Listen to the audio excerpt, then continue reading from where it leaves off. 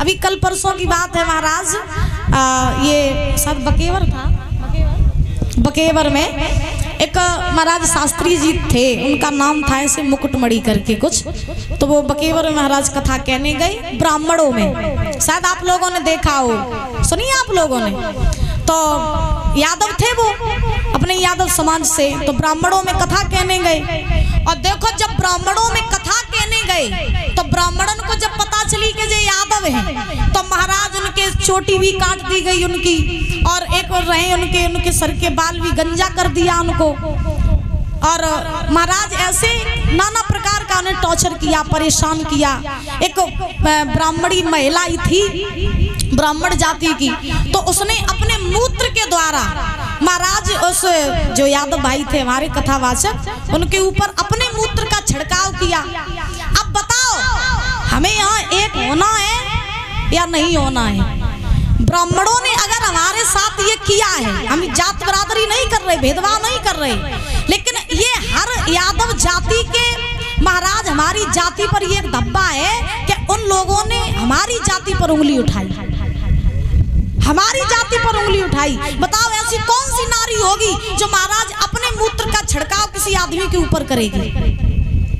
और आज भी अगर तुम सो रहे हो, आज भी सो रहे हो, तो हम इस व्यासपीठ से बैठ के कह रहे हैं कि जो यादव आज भी सो रहा वो यादव के नाम पर कलंक है। जो आज सो रहा है, ऐसे मर जाओगे, भेदभाव करते रहोगे, ये पार्टी बंदियां ये सब कुछ बनाते रहोगे, याद रखो जीवन में सिर्फ गिरने के अलावा, गिराने के अलावा कुछ मिलेगा नहीं, ना कुछ हासिल कर पाओगे। अगर आज हमने कुछ नहीं किया तो जिंदगी भर यादव ऐसे ही महाराज मरते रहेंगे, ऐसे ही गिरते रहेंगे, ना कोई जाति रही है और ना कोई धर्म रही है। अब आप लोग सोच लो कि आप लोगों को क्या करना है। अगर ऐसे जब भाई यादव यादव ही अलग हो रहा है, एक दूसरे पे यादव ही कटो जा रहे हो, तो फिर बाकी के तो मजा लिए। बताओ भाई, सोचने वाली बात है। बुजुर्ग हमारे जितने बैठे हैं, जब तक हम खुद नहीं करेंगे भाई, जब तक हम में एकता नहीं होगी, हम ही जब एक जाति के एक नहीं होंगे, तो फिर दूसरी जाति वाले तो हम लोगों को गिरा के चले ही जाएंगे, बुरा भला बोल के चले ही जाएंगे। इसलिए हम लोगों को अभी सावधान होना है और बड़े भाव से रहना है, एकता बना करके रहो, चाहे गांव में रहो।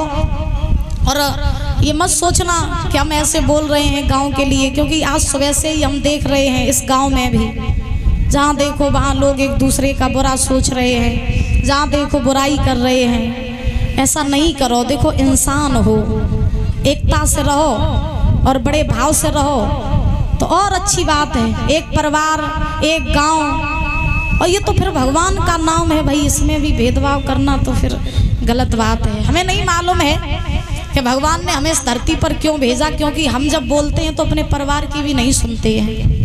हमें क्या पता कि प्रभु ने हमें जन्म दिया हो तो इसीलिए दिया हो कि तुम धरती पे जाओ तो कुछ बताओ।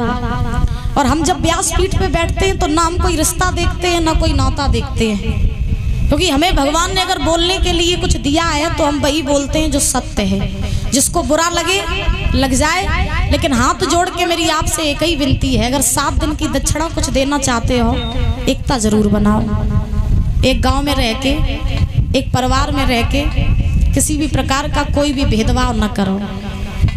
तो यही चाहेंगे। अगर और जहाँ तक भी मेरी आवाज़ पहुँच भी रही हो इस साउंड सर्विस के द्वारा, तो हो सके तो समझ जाना, ना तो फिर हम तो चिल्ला ही रहे हैं। बोलो गोविंद भगवान की। आइए ताली बजा के